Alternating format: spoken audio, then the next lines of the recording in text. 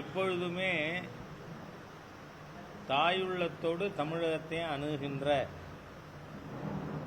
மாண்புமிகு பிரதமர் அவர்கள்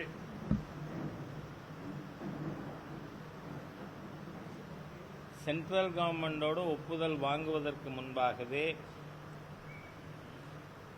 சென்னை மெட்ரோ எக்ஸ்டென்ஷன் தமிழ்நாடு அறிவித்தது. இருந்தாலும் நேற்றைய தினம் 63,246 கோடிக்கு இந்த திட்டத்திற்கு மத்திய மந்திரி சபை ஒப்புதல் அளித்திருக்கிறது.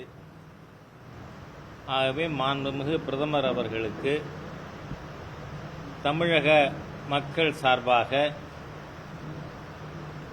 மனமார்ந்த நன்றியினை தெரிவித்துக் கொள்கிறோம். இதில் பாரதிய ஜனதா கட்சியின் மாநில தலைவர் திரு அண்ணாமலை அவர்கள் ஏற்கனவே பிரதமருக்கு ஒரு கோரிக்கையும் வச்சு அதனுடைய விவரங்கள் எனக்கும் அனுப்பியிருந்தார். அதனால் தமிழக பாரதிய ஜனதா கட்சியினுடைய கோரிக்கையும் கருத்திலே கொண்டு இந்த திட்டத்தை மாநிலத்திற்கு மத்திய அரசு தந்திருக்கிறது. இது 2027க்குள் இந்த திட்டமானது முழுமையாக நிறைவேற்றப்படும். இதனால் புதுசாக எக்ஸ்டெண்ட் ஆகிருக்கிற ஏரியா 117 கிலோமீட்டருக்கு எக்ஸ்டெண்ட் பண்ணியிருக்காங்க. அதனுடைய காஸ்ட்டு 63,246 கோடி. இதில் ஈக்விட்டி பார்ட்டிசிபேஷன் சென்டரும் ஸ்டேட்டும் ஈக்குவலா, அதுக்கு பிறகு மீதி லாங் டேர்ம் ஜெனரல் லோன். ஆகவே எந்த விதமான ஒரு சிச்சும் இல்லாமல் சென்னை மெட்ரோ ரயில் திட்டம் நிறைவேற்றப்படும் என்பது மிக மகிழ்ச்சியான ஒரு விஷயம். கடந்த 10 ஆண்டுகளில் தமிழ்நாட்டிற்கு 10,60,000 கோடிக்கு திட்டங்கள் தந்தார். மாண்புமிகு பிரதமருடைய கனிமுந்த பார்வையிலே தாய் உள்ளத்தோடு மீண்டும் 63,246 கோடிக்கான திட்டம் வருவது மிக்க மகிழ்ச்சி அளிக்கின்ற விஷயம். அதோடு கூட இன்னைக்கு ரயில்வே அமைச்சர் திரு அஸ்வினி வைஷ்ணவ் அவர்கள் ரயில்வே ஊழியர்களுக்கு 78 நாள் சம்பளம் போனஸாக அறிவிச்சிருக்கார். ஆகவே மத்திய அரசாங்கம் அது தொழிலாளர்களாக இருந்தாலும் பொதுமக்களாக இருந்தாலும் அந்த அவங்களுடைய கோரிக்கைகள் தேவைகளை ஒரு வித் ஹியூமன் ஃபேஸ் அணுகி நிறைவேற்றிக் கொண்டிருப்பது மக்களால் வரவேற்கப்படுகிறது. நேற்றைய தினம் 2ஆம் தேதி அக்டோபர் 2 அன்னைக்கு உளுந்தூர்பேட்டையில் ஒரு நாடக மாநாடு நடந்தது. அதாவது இந்த நோபால் போட்டு ரன் எடுக்கிற மாதிரி டிஎம்கே அண்டு விசிகா கூட்டணி நாடகம். அது ஓரங்க நாடகமாக இருந்தாலே திமுகவில் எல்லாருக்கும் அவங்களுக்கு தெரியும். ஏன்னா நாடகத்திலேருந்து வந்தவங்க, காகிதப்பூலேருந்து வந்தவர்கள். அதனால இந்த நாடகம் என்ன, சாராய கடைகளை திறந்ததும் மாநில அரசு. சரி, மதுவிலக்கு எந்த பட்டியலில் இருக்கு? ஸ்டேட் லிஸ்டில். இப்போ கன்கரண்ட் லிஸ்டில் பொதுப்பட்டியலில் இருந்தால் அது குறித்து மாநிலமும் சட்டம் இயற்றலாம், மத்திய அரசும் சட்டம் இயற்றலாம். ஜல்லிக்கட்டுக்கு அனுமதி அப்படிதான் வாங்கியிருக்கோம். சென்ட்ரல் கவர்மெண்ட் கொண்டு வந்த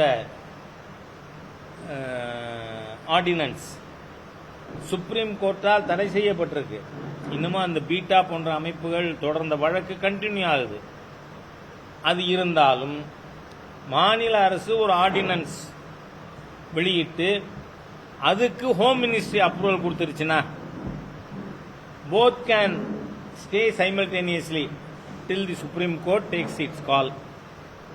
அதனால இன்னைக்கு பொதுப்பட்டியலில் இருந்தால் அந்த மாதிரி பண்ண முடியும்.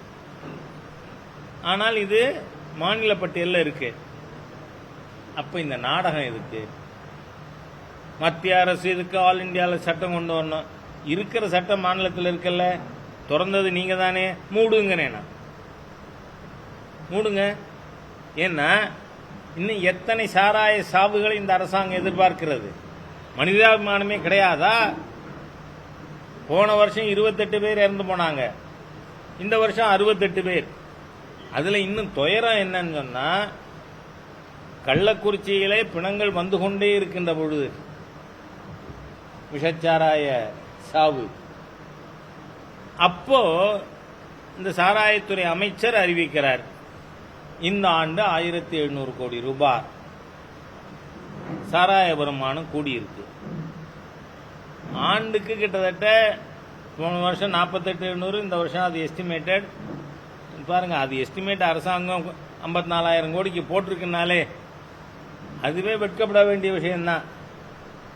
அந்த மாதிரியாக செயல்பட்டு கொண்டிருக்கிற ஒரு அரசாங்கத்தை காப்பாற்றுறதுக்காக, மக்களை திசை திருப்புவதற்காக, மடை மாற்றுவதற்காக நடத்தப்பட்ட நாடகம் உளுந்தூர் மாநாடு, உளுந்தூர்பேட்டை.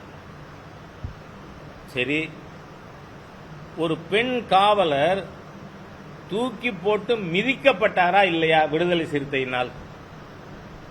விசிக நிர்வாகிகள், நான் அன்னிலிருந்து சொல்றதுதான், I don't shift my stand. விசிக அநாகரிகமான கட்சி. ஏன்னு சொன்னா அது தொடருது. இப்ப இவங்க ஒன்னு வர்றவர் சோசியல் மீடியாவில் YouTubers, I have to thank everybody, அவங்க நேர குடிச்சுட்டு உள்ள போறவனா பேட்டி எடுத்து போடுறாங்க. நான் வெளியில 200 ரூபாய்க்கு வாங்கினேன், இல்லைன்னா ராஜாக்கு தெரியுமா எத்தனை ரூபாய்க்கு அவங்க வாங்கினாங்கன்னு? நீங்க தான் வெளிச்சம் போட்டு காட்டுறீங்க.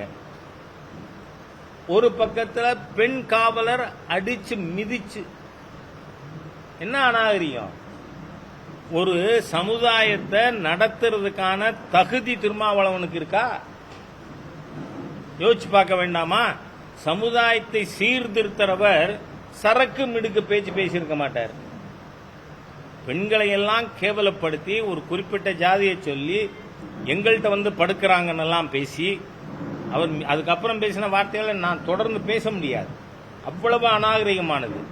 இந்த அநாகரிகத்தின் உச்சகட்டம் நேற்றுக்கு முன்னாள் ஆளுநர், பாரதிய ஜனதா கட்சியினுடைய மூத்த தலைவர்கள் ஒருவர், டாக்டர் தமிழிசை சவுந்தரராஜனா அவர் குடிப்பாரா இல்லையான்னு கேட்கிறார். வெக்கமா இல்ல?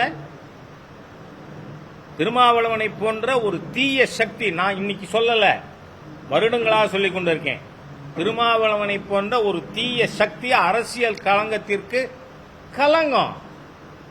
அரசியல் களத்தில் திருமாவளவன் இருக்கிறதே கரும் புள்ளிங்கிறேன் தமிழ்நாடு பாலிடிக்ஸ். அகாரணி talk against doctor Tamilisai Soundararajan என்ன வார்த்தை யூஸ் பண்ணுவீங்க? ஆளுநராக இருந்தவங்க, பிஜேபி தலைவராக இருந்திருக்காங்க, ஒரு மூத்த தலைவர், நல்ல பாரம்பரியத்தில் வந்தவர், அவரை பற்றி பேசுவாரா? அதனால சொல்றேன்னா, உங்க குணம் அதுதான், சிறுத்தையின் புள்ளிகளை அழிக்க முடியாது. நீங்க மாறல, மாத்துவோங்கிறேனா? நீங்க நடத்தி இருக்கிறது நாடகம். திமுகவை அதனுடைய குற்றத்திலிருந்து காப்பாற்றுறதுக்காக ஷேடோ பாக்ஸிங்கா சென்டரோட. In what way centre is connected? எந்த விதத்திலும் புரோகிபிஷன்ல வருஷத்துக்கு 48,700 கோடி வருதா? சென்டரோட ஷேர் பண்ணிக்கிறீங்களா? சென்டரை கேட்குறீங்க. இது எதுக்காக இந்த நாடகம்? ஏன்னு சொன்னா அவங்களோட இது என்ன, கற்பனை. கற்பனை பண்றதுக்கு திருமாவளவனுக்கும் உரிமை இருக்கு, ஸ்டாலினுக்கு உரிமை இருக்கு. அங்க போய் உட்கார்ந்து ஆர்எஸ் பாரதி, ஆர்எஸ் பாரதினா ரோட் சைடு பாரதியா தெரியல என்ன, அவருக்கெல்லாம் உரிமை இருக்கு. இவங்க என்ன நினைக்கிறாங்க? சென்ட்ரல் லெஜிஸ்லேஷன் வந்தா, இப்போ ஜிஎஸ்டி வந்தது, அது 2006 2007 அன்றைய தினம் நிதியமைச்சராக இருந்த திரு பிரணாப் முகர்ஜி அவர்கள் அடுத்த ஆண்டுக்குள்ள ஜிஎஸ்டி இம்ப்ளிமெண்ட் பண்ணுவோம்னு பட்ஜெட் ஸ்பீச்சில் பேசினார். அவர் ஃபைனான்ஸ் மினிஸ்டராக இருக்கிறார். அடல்ஜி இருக்கும்பொழுது 2004 ஜிஎஸ்டிக்கான டிராஃப்ட் வந்துருச்சு. அதுக்கப்புறம் காங்கிரஸ் அதை ஏற்றுக்கொண்டு தொடர்ந்தது. ஆனால் ஜிஎஸ்டி கவுன்சிலுடைய ஃபைனல் அப்ரூவல் எப்போ கிடைக்குது? எல்லா மாநிலங்களும் எங்களுக்கு 5 ஆண்டிற்கு இழப்ப ஈடு கட்டணும் சென்ட்ரல் கவர்மெண்ட் அப்படின்னு கேட்டாங்க. We agreed. சென்ட்ரல் கவர்மெண்ட் 5 ஆண்டுகளுக்கு 2017 22 வரை, அதுக்கப்புறம் சென்டரோட அந்த கமிட்மெண்ட் வாஸ் ஓவர். அதை நாம் செய்கிறோம்னு சொல்லிட்டோம். இப்போ இவங்க என்ன நினைக்கிறாங்க, சென்ட்ரல் கவர்மெண்ட் கொண்டு வந்தா இந்த 48,000 கோடியும் எனக்கு நீ கொடுன்னு கேட்கலாம். அதுதான் இந்த பிளாய்க்கு பின்னாடி இருக்கிற என்ன ஓட்டம். அதுக்காக பாரதிய ஜனதா கட்சி என்ன அவ்வளோ பச்சை குழந்தையா? நாடகம் ஆட வேண்டாம். திறந்த பாவிகள் நீங்க. ஏன்னா இன்னைக்கு இருக்கிறதுக்கு மாத்திரம் நான் சொல்லல. 1971 ஆகஸ்ட் 30 ஒரு தலைமுறை. ஏன்னா 1937 திரு ராஜாஜி அவர்கள் மெட்ராஸ் ராஜதானியினுடைய பிரதமராக, பிரீமியர் ஆஃப் மெட்ராஸ் பிரசிடென்சி இருந்தப்ப பூரண மதுவிலக்கு இங்கே கொண்டு வந்தார். அன்னிலிருந்து தமிழ்நாட்டில், ஏன்னா அவர் சென்டரில் இருக்கும் பொழுதே அவருக்கான முயற்சிகள் மேற்கொண்டார் ராஜாஜி அவர்கள். இதுக்காக ஒரு பத்திரிகை ஆரம்பித்தார், மக்கள்கிட்ட பிரச்சாரம் பண்ணார். அவர் இங்க ப்ரொஹிபிஷன் கொண்டு வந்தார். 37 71 ஆகஸ்ட் 30 வரை ஒரு தலைமுறை தமிழன் குடினா என்னன்னு தெரியாம வளர்ந்துட்டான். அந்த தமிழனை குடிக்க வச்சு குடிகெடுத்தது கருணாநிதி தானே. தமிழனை குடிகெடுத்தது the so called Dravidian stock. நீங்க தான் அடுத்த தலைமுறை தமிழனை வாழ விடாம இன்னைக்கு போதைக்கு ஆளாக்கி தமிழ் இனத்தை சீரழித்துக் கொண்டிருக்கின்ற ஒரு சக்தி திராவிட முன்னேற்ற கழகம். யாரும் மறுக்க முடியாது. போதைப் பொருள் பள்ளிக்கூட வாசல்ல பொட்டல் அமைக்கிறாங்க. அரசாங்கம் என்ன பண்ணிட்டு இருக்கு?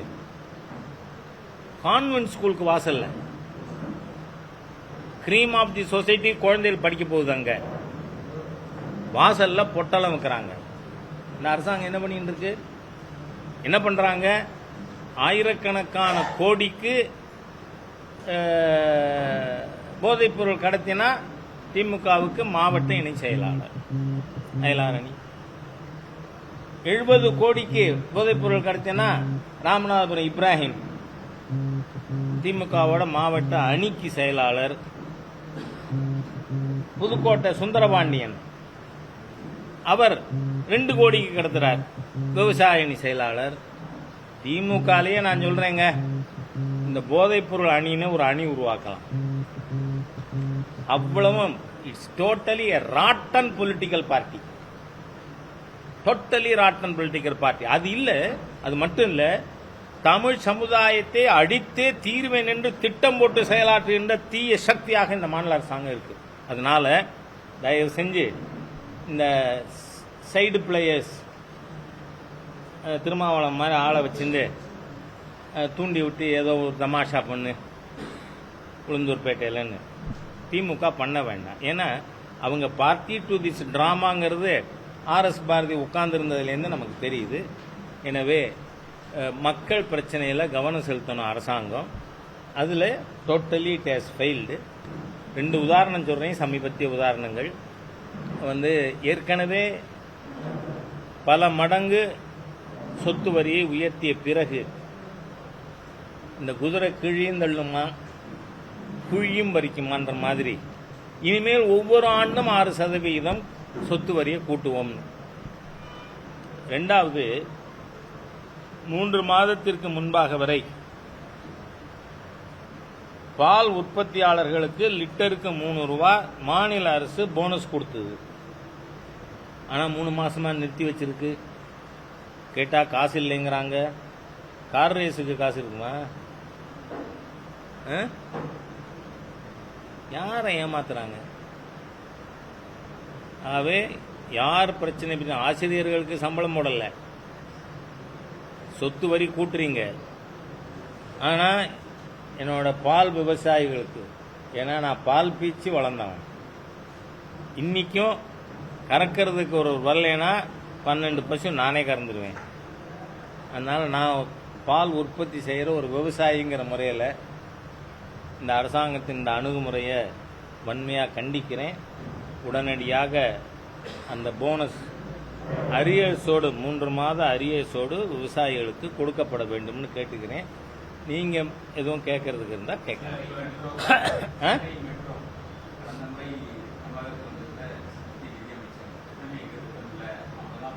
கரெக்டு தான்.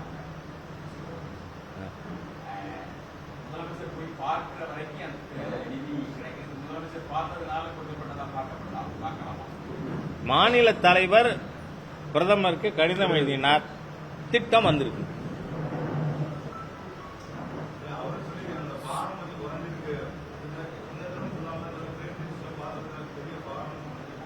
நான் என்ன சொல்றேன், சில பேரை பார்த்தாலே மனசுக்கு திருப்தி.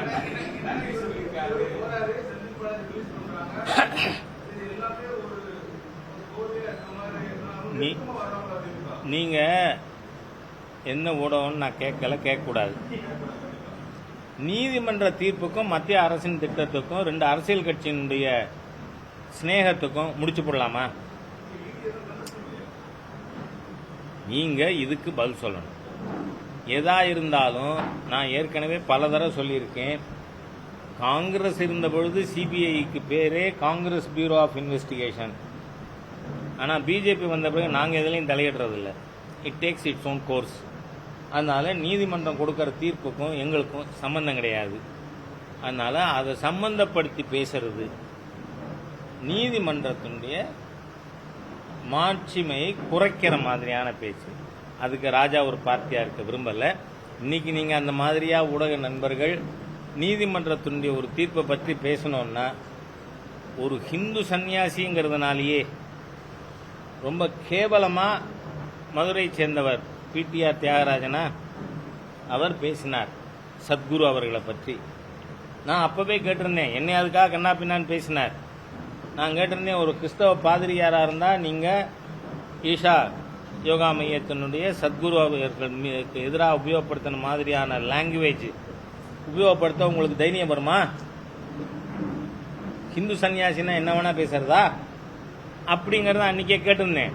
இன்னைக்கு நீதிமன்றம் என்ன சொல்லியிருக்கு, போலீஸ் விசாரணையை தடை பண்ணியிருக்கு, நீங்க வரம்பு மீறி செயல்படுறீங்கன்னு கண்டிச்சிருக்கு. நாம அதை இன்னைக்கு சாயந்தரம் டாக் ஷோல இது நடக்கும்னா நான் மகிழ்ச்சி அடைவேன்.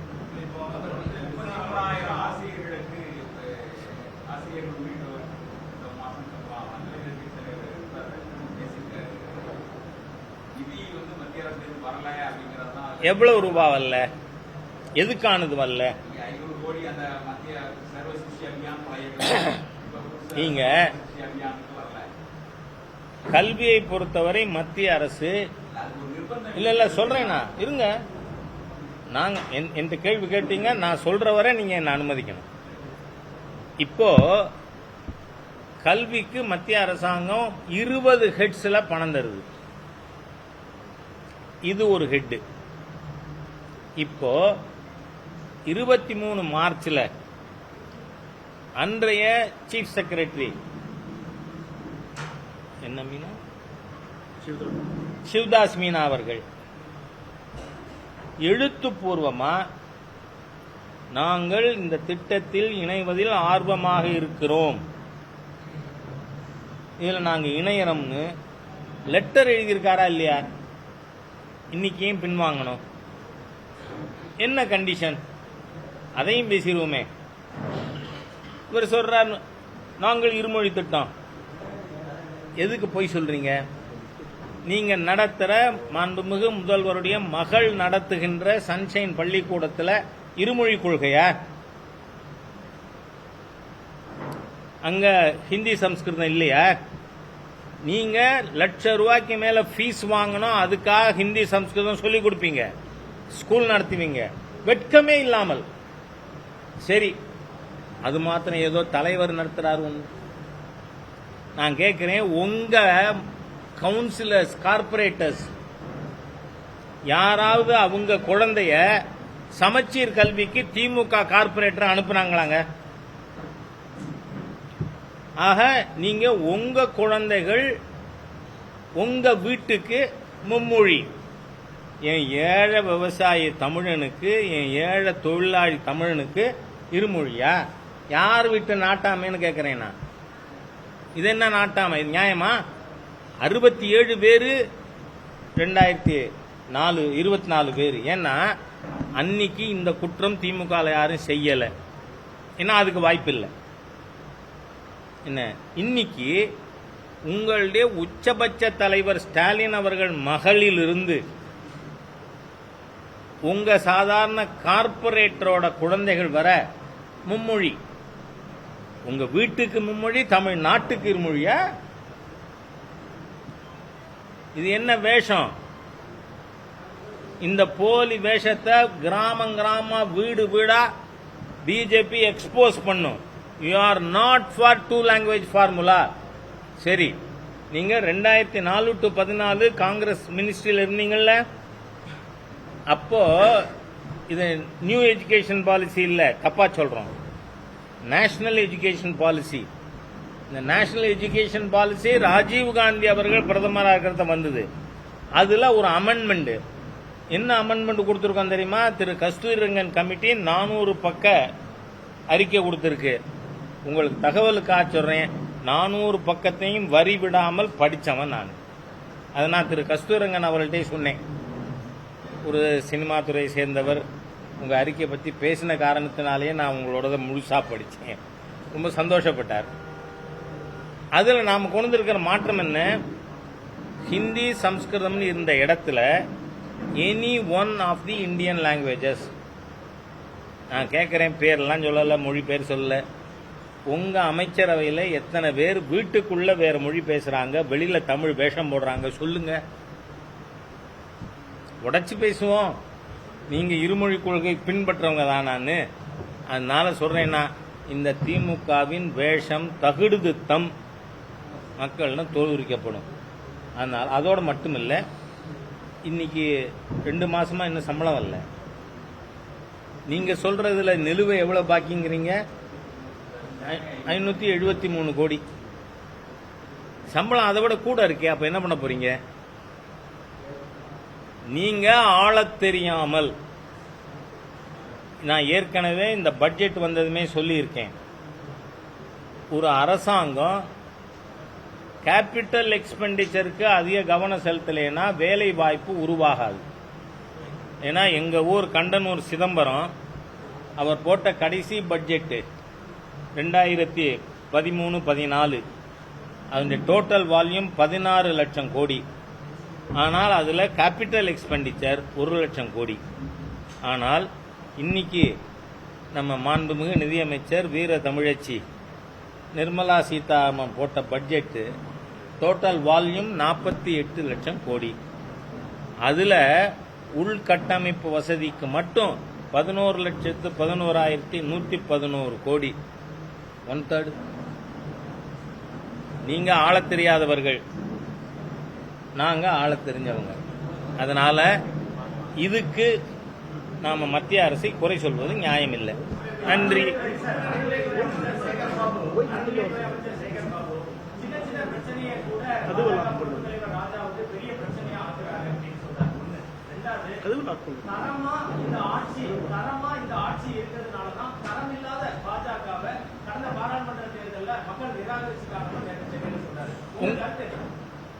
அதாவது சேகர் பாபு போல கிரானிக் லையர் யாரும் கிடையாது. Is a chronic liar. சொல்றது ஒண்ணு, செய்யறது ஒண்ணு. ஏன்னா அவர் முதல்வர் அறநிலைத்துறை அமைச்சரான உடனே ஒரு ஸ்டேட்மெண்ட் கொடுத்தார். ஹெச் ராஜா எந்தெந்த கோயில் நிலங்கள் ஆக்கிரமிக்கப்பட்டிருக்குன்னு சொன்னா நான் அதை உடனே ஆக்கிரமிப்பை நீக்கி தரேன்னு. நான் 2 ஊர் மட்டும் சொன்னேன் சாம்பிளுக்கு. உங்க கட்சியைச் சேர்ந்த முன்னாள் அமைச்சர் பொங்கலூர் பழனிசாமி கலைஞர் கருணாநிதி இன்ஜினியரிங் காலேஜில் இருக்கிற மொத்த இடத்துல 9 ஏக்கர் தில்லை நடராஜனுக்கு வில்வ பூஜைக்காக எழுதி வைக்கப்பட்ட ட்ரஸ்ட் ப்ராப்பர்ட்டி. அதை எனக்கு மீட்டு கொடுங்கன்னு கேட்டேன். இன்னி வர அதை மீட்டு கொடுக்க வக்கில்லாத துணிச்சல் இல்லாத ஒரு அமைச்சர் என்ன பத்தி பேசுறதா? சரி, அடுத்ததா திருச்சி மாவட்டத்தில் துவரங்குறிச்சியில் இவங்க கட்சியில் இருக்கிற பத்திரிகை தொடர்பாளர் அவங்க சித்தப்பன் பெரியப்பன் இந்து கோவில் நிலங்களை எல்லாம் ஆக்கிரமிச்சிருக்காங்க. நான் அதையும் சொன்னேன். இது தவிர நான் ஏற்கனவே வெள்ளை அறிக்கை கேட்டிருக்கேன். நீங்கள் உங்களுடைய கொள்கை விளக்க குறிப்பு பாலிசி நோட் தமிழகத்தில் அறநிலைத்துறையின் கீழ் இருக்கின்ற கோவில்களுக்கு, அறநிலைத்துறைக்கு ஒரு ஸ்கொயர் இன்ச்சு கூட இடம் கிடையாது. இதெல்லாம் அறநிலைத்துறையின் கீழ் இருக்கின்ற கோவிலுடைய நிலங்கள். நம் முன்னோர்கள் கொடுத்தது, சேகர் பாபுவோட தோப்பனார் கொடுத்ததில்லை என்ன. அதனால இந்த கோவில்களுக்கு இருக்கின்ற சொத்துக்கள்னு நீங்க என்ன கொடுத்திருக்கீங்க? 4,76,581 ஏக்கர் நிலம் இருக்குன்னு. Please show me. ஏன்னா இது கம்ப்யூட்டர் காலம். அது மட்டும் இல்லை, நான் அதுக்கும் ஆன்லைன்லேயே இதுக்கு ஆட்சேபம் தெரிவித்து அவங்க ஹெச்ஆர்என்சி கமிஷனருக்கு பேசியிருக்கேன். ஒரு கோவிலும் நீ 5 லட்சம் கொடு 3 லட்சம் கொடுன்னு சொல்லி எதுக்கு கேட்டிருக்காங்க? கம்ப்யூட்டரைசேஷனுக்கு. இவருக்கு முன்னாடி இருந்த கமிஷனர், இதுக்கு முன்னாடி இருந்த கமிஷனர் வாட்ஸ்அப்ல மெசேஜ், என்ன சர்க்கார் சார் இது, பேய்கள் ஆட்சி செய்தால் பிணந்தென்னும் சாத்திரங்கள். ஒரு ஜீவோ இல்லாம கோவில்ல இருந்து பணம் வசூல் பண்ணுவீங்களா? அதுக்கு பேர் என்ன? திருட்டுன்னு பேர். Unauthorised collection from the temple, அதுக்கு பேர் திருட்டு. அந்த திருட்டுல ஈடுபடுற ஒரு டிபார்ட்மெண்ட் அது. வாட்ஸ்அப்ல உங்களுக்கு 10 லட்சம் ரூபாய் வருமானம் இருக்கிற கோவில்னா 5 லட்சம் ரூபாய் கொடு, 5 லட்சம் ரூபாய் வருமானம் இருக்கிற கோயில் 3 லட்சம் கொடுன்னு வாட்ஸ்அப்ல இவங்க கலெக்ட் பண்ணாங்க. எதுக்கு? கம்ப்யூட்டரைசேஷனுக்கு. இப்ப லிஸ்ட் கொடுங்கன்னு கேட்கறேன். பணம் வசூல் பண்ண இல்ல, கம்ப்யூட்டரைஸ் ஆயிருக்குல்ல. 4,76,581 ஏக்கருக்கு கிவ் மீ லிஸ்ட். இதுவே ஃப்ராடுங்கிறேன். I use the word consciously. It's a fraud against Hindus. நான் சின்ன விஷயங்கள் பேசுறதே கிடையாது, நான் பெரிய விஷயமா பேசுறேன். மதுராந்தகம் ஏரிகாத்த ராமர் கோவிலுடைய அர்ச்சகருக்கு உங்களுக்கு சம்பளம் இல்லைன்னு ஆர்டர் கொடுத்திருக்கீங்க. வெக்கமா இல்ல டிபார்ட்மெண்ட்டுக்கு? உங்களுக்கு சம்பளம் இல்லை. நான் கேட்கிறேன், சேகர் பாபுவோட டிரைவருக்கு சம்பளம் இல்லைன்னு ஆர்டர் கொடுங்க. என்ன நினைச்சிட்டு இருக்கீங்க? ஹிந்து கோவில கொள்ளையடிப்பார் ஒருத்தர். அவர் பிஜேபி பற்றி பேசுறதா? 6% ஓட்டை தரங்கட்ட திமுக இழந்திருக்கிறது போன தேர்தல். அதனால மேலிருந்து கீழே உருண்டு விழ ஆரம்பிச்சிருச்சு. அது கீழே விழறதுக்குள்ள இடையில ஃப்ரீஸ் பண்ணி படம் எடுத்துட்டோம் 24 தேர்தல். அதனால அது இன்னும் கீழே வரல, இடையிலே ஃப்ரீஸ் பண்ணி படம் எடுத்திருக்கு. Your downslide has already set in. அதனால ஒன்னும் கவலைப்பட வேண்டாம். தமிழக மக்களுக்கு சொல்றேன்னா, பிஜேபி தலைமையில 26ல ஆட்சி வரும். அப்ப இந்த திரவிடியன் ஸ்டாக் ஊழல்கள் அனைத்தும், கோவில் கொள்ளைகள் அனைத்தும் என் அப்பன் முருகனுக்கு தரங்கட்ட பொருள் உபயோகப்படுத்தினால்தான் அது இது உடைஞ்சு போயிருக்கு. இல்லைன்னா உடையுமா? நம் முன்னோர்கள் கட்டினது 1000 வருஷம், 2000 வருஷம், 3000 வருஷம் உடையலையே. இன்னைக்கு தரங்கட்ட நீங்க ஆட்சியில் இருக்கிறதுனால கோவிலுடைய கட்டுமான தரம் குறைஞ்சு போயிருக்கு. நன்றி. இல்ல இப்ப இருக்க கடைசி கொஸ்டின். ஏன்னா எனக்கு எது கொள்கை எடுத்திருக்காங்களா சார்? அந்த கட்சியை சேர்ந்தவங்க குடிக்காம இருந்தாதான் நீங்க கூட்டத்துக்கு வரலாம்னு சொன்னாரா?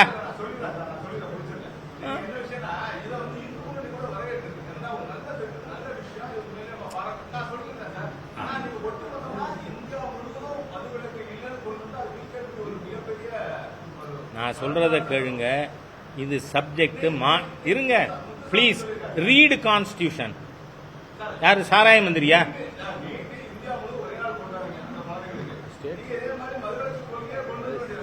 இருங்க சார், நீங்க ப்ளீஸ் ரீட் தி கான்ஸ்டியூஷன். நான் சொல்றத உள்வாங்கி பேசுங்க. இருங்க சார், முத்துசாமி சொல்லட்டும். அவர் தப்பா சொன்னார்னா நீங்க வக்கீலா வரணுமா?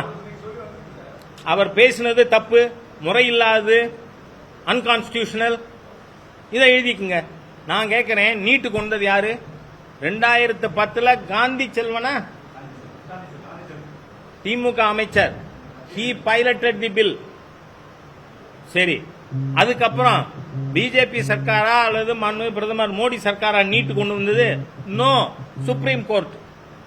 இப்ப நான் கேட்கிறேன், சட்ட அறிவு இருக்கிற யாரா இருந்தாலும், எங்க ஊர் கண்டனூர் சிதம்பரம் உட்பட, இது கூடாதுன்னு நினைச்சா prefer appeal, review petition supreme கோர்ட்ல போடணும். That is the only way. ஏன்னா சுப்ரீம் கோர்ட் தீர்ப்பின் மூலமாக இருக்கு. நீங்க கொண்டு வந்தது யாரு? Dravida Munnetra Kazhagam, Gandhi Selvan பைலட்டட் NEET bill. பண்ணது பூரா நீங்க பண்ணுவீங்க, என்ன வந்து குற்றம் சொல்லுவீங்களா? அது மாதிரி நீட் பத்தி சட்டம் இயற்ற மத்திய சர்க்காரால முடியுங்கிறதுனால காந்தி செல்வன் கொண்டு வந்தார். ஏன்? Education is in concurrent list, ஆனா prohibition is in state list. அதனால இது சென்டர்ஸ் டொமைன் இல்ல. எது மத்திய அரசின் மீது பழி போடுவதற்காகவும், நாளை இந்த சட்டம் வருமானால் இந்த 48,000 கோடியை நீ கொடுன்னு கேட்கறதுக்கான வேலை. இவங்க ஓட்டு வாங்கறதுக்காக பணம் டிஸ்ட்ரிபியூட் பண்ணுவாங்க,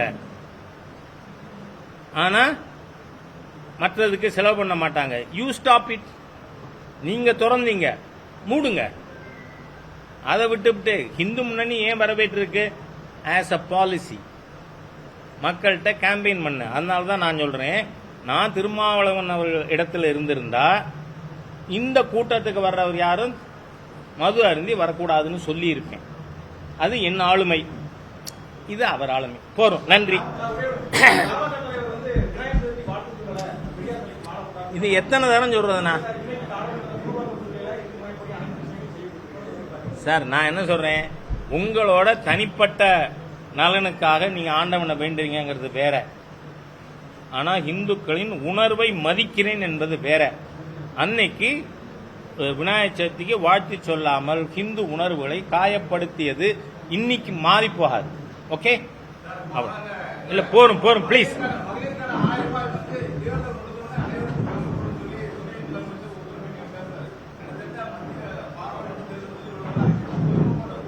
இதை அவர்கிட்ட கேட்கணும்.